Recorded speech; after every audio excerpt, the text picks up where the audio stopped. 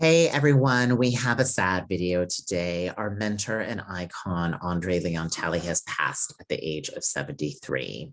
So as two POC people, we cannot stress how important and iconic this man was in our lives from afar.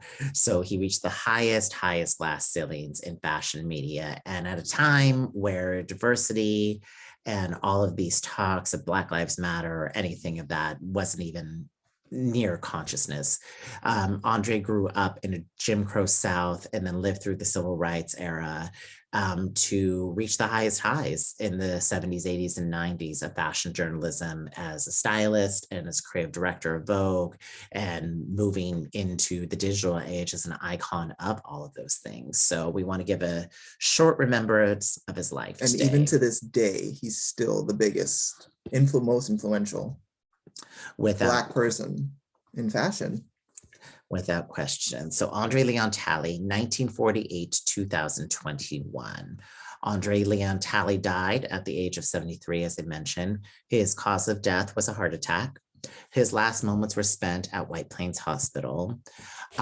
He has been in recent years in a dispute with George McLemuse, who owned his home, who was the CEO of Milano Bolonic, who was renting to him, but they had a gentleman's agreement of more of like a down payment instead of renting. It all got very cloudy. But fortunately, since McLemuse also died last year, Andre was able to stay in his home till his death and died comfortably there in the last years of his life. So we're happy about that. Yes. Anna Wintour, Andre's longtime boss and colleague, released a lengthy statement, and here is part of it. The loss of Andre is felt by so many of us today. Designers he so enthusiastically cheered on every season, who loved him. The generations who inspired to work in the industry, seeing a figure who broke boundaries while never forgetting where he started from. Those who knew fashion and Vogue simply because of him, and not forgetting the multitude of colleagues over the years who were consistently buoyed by every new discovery of Andre's, which he would discuss loudly and volubly. No one can make people more excited about the most seemingly insignificant fashion details than him. Even his stream of colorful faxes and emails were a highly anticipated event, something we all looked forward to, said Anna Wintour. Yes, it's the loss of Andre as my colleague and friend that I think of now. It's immeasurable. His magnitude and cruditude, wickedly funny and mercurial too. Like many decades-long relationships, there were complicated moments, but I want to remember today, all I care about is the brilliant and compassionate man who was generous and loving friend to me and my family for many, many years, who we will all miss so much.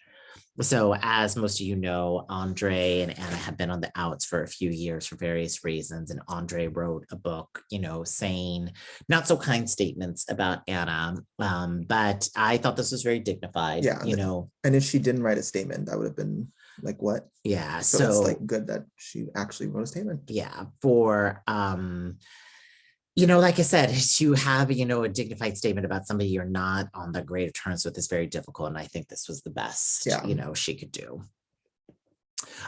Tom Ford, Ralph Lauren, Michael Kors, DVF, Donna Karan, everybody has come out with a statement about how much they loved Andre.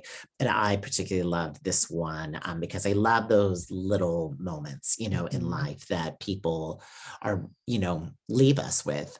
His notes were truly a work of art. His giant persona sometimes overshadowed the fact that he was a brilliant journalist and incredible writer.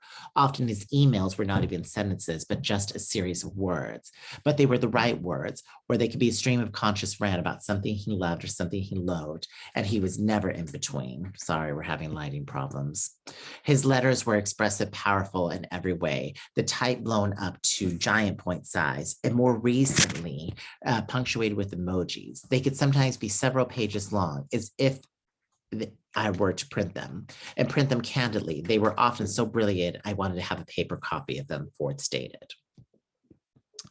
Naomi Campbell also released a statement. Your unconditional love and support has never wavered, from encouraging me to pick up the phone, to calling Anna Wintour for my first cover, to learning to dance for Michael Jackson.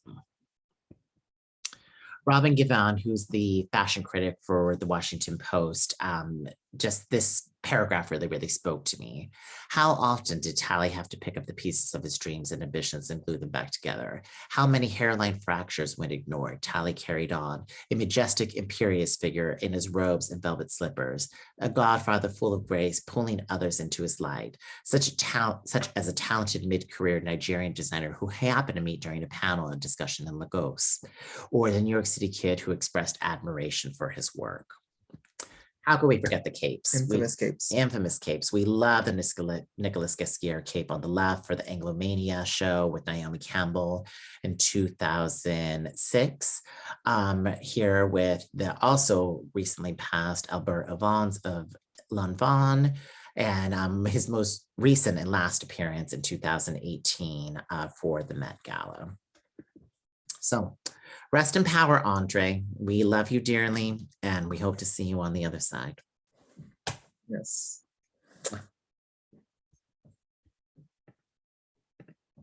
Unusable?